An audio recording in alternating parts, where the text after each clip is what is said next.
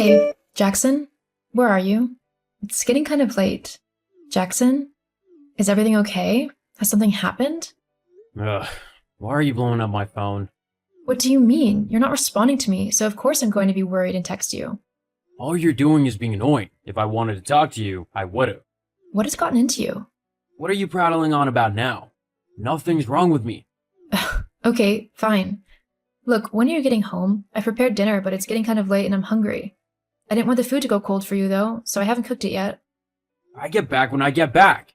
What kind of answer is that? The only one that you're getting. You know what? Fine. I don't know what's gotten you into such a mood, but I've had enough of it.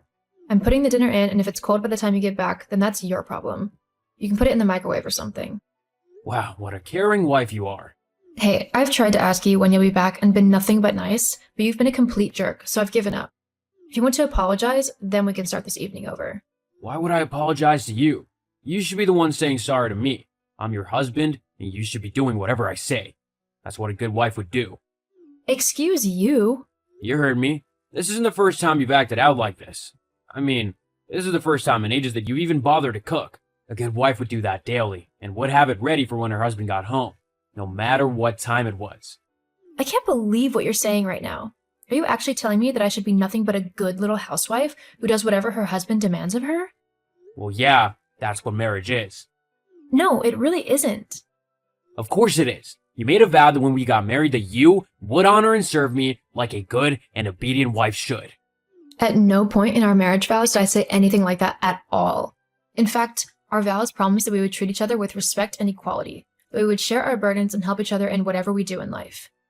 But I can honestly say that you've done none of that. Yes, I have. I make the money that you used to go and selfishly spoil yourself with. So you better be grateful, as I could just as easily take that money away. Then what would you do, huh?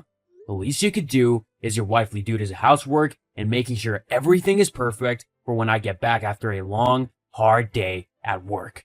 Ha, that's funny. You working hard? Last I heard, your boss was threatening to fire you, as you were performing well below target and your attitude with the customers was abysmal. Well, at least it was with a woman. Figures. Where'd you hear that? I have friends, you know. Well, it's not true. They're just trying to paint me out in a bad light, because they're jealous and intimidated by me. And anyway, you shouldn't be talking to other men. I'm your husband, and I'm the only one you should talk to. I'm not some possession. I am my own person, so I'll talk to whoever I want. And anyway, if you're not even going to come home, then why should I bother sitting around waiting for you? I see you need some time to reflect on your poor behavior. In that case, I'm leaving, and I'm taking the money I make with me. You'll not receive a dime off of me until you apologize for how you behaved to me. Oh no, what am I ever going to do without your constant moaning and sexist remarks?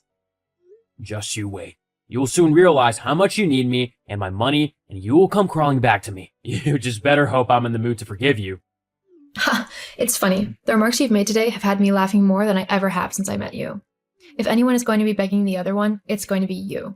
And I know for certain I'm not going to be taking you back. We'll see. Have fun trying to survive when you can't pay the bills. Whatever. Hey, Vaughn, are you there? Hey Thomas, what's up? I heard about you and Jackson. Are you doing okay? Oh, you heard about that? Well, don't worry about it. I'm doing great, actually. I never realized how much he weighed me down, but now that he's gone, I actually feel so much happier and lighter. I actually was thinking about filing for divorce. I just don't know where he is at the moment to serve him the papers. Oh, wow, that's great for you. I'm glad you're happy. As for where Jackson is, he's actually crashing at his mom's place. When he left you, he came and told me about it. To be honest, though, I'm glad you've realized what kind of guy he is. I mean, he wasn't so bad when we were kids, but he's definitely gotten way worse over the years. Tell me about it. Yeah, I've been trying to distance myself from him, actually. I don't really want to have someone like him in my life anymore. I mean, who would want to be friends with someone so horrible? I know how you feel. I bet he's causing his mom grief as well, being at hers. Definitely. They were screaming at each other before the first day was over. I feel bad for her. He just does whatever he wants without regard to anyone else. Not to mention the fact that he's broke and owes loads of people money, including me. Yeah, I've loaned him quite a bit over the years to try and help him pay the bills. I hate to break it to you, Tom, but Jackson doesn't pay the bills. I do. What? Yeah, I pay the mortgage and all the other bills as well. Jackson doesn't really contribute much to the house. He spends all of his money on drinking and gambling. What the? He said he needed it to support you because you were paid very little at your job. I didn't want you to suffer, so I helped out. That's very sweet of you, Tom, and I'm sorry that he lied to you about it. I actually earn a lot more than Jackson, so I was never in trouble. Well, I'll be demanding my money back from him ASAP. Don't be afraid to get the courts involved either. I'm sure they could help you. But I think we should get our own back as well. For all the horrible things he said and done to us. What did you have in mind? Well... Hello, Yvonne. I know it's been a while since you last heard from me. And I bet you're ready to about apologize for your unruly attitude and beg for me to come home.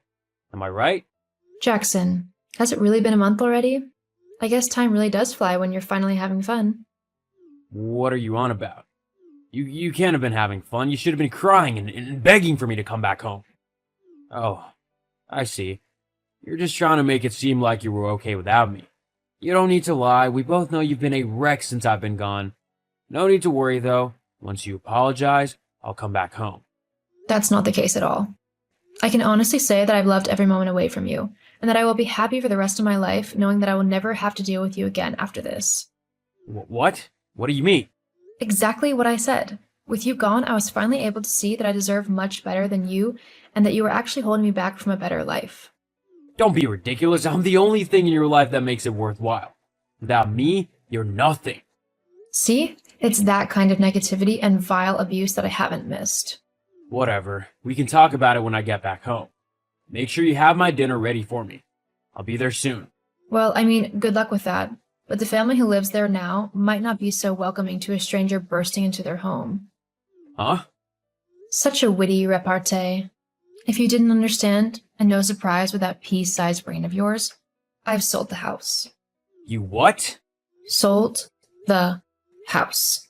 Geez, do try and keep up. Well, why would you do that? That was my home.